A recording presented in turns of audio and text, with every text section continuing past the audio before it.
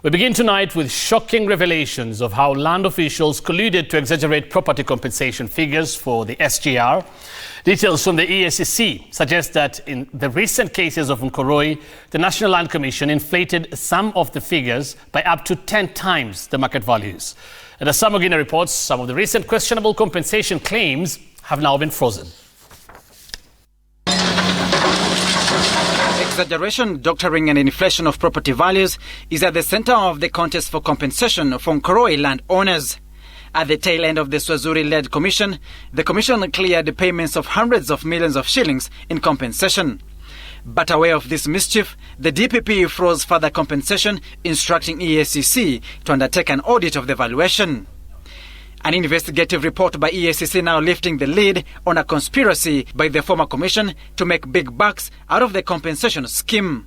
With EACC listing at least 57 properties in question, 17 out of the 57 indicates government would have lost over 552 million shillings in inflated land prices.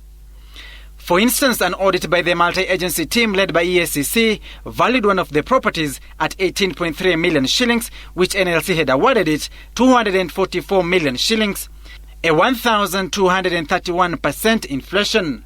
Likewise, NLC was to pay 61.8 million shillings to a property now valued at 9.4 million shillings, a 557% exaggeration. Property valued at 9.8 million shillings was to be paid 40.2 million shillings, a 30 million shillings difference, while land valued at 4.7 million shillings was to be compensated at 16.4 million shillings, an excess of 11 million shillings. The list being property valued at 20.5 million shillings had an award letter of 30.8 million shillings. EACC undertaking an independent valuation after missing crucial field notes and photographs which were key in assessing the real value of the properties in question. This given the probe began after the exit of the former commissioners from office.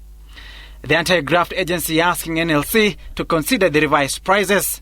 Officials at NLC now at crossroads on which figures to use to compensate property owners now bearing NLC award letters that have not been revoked.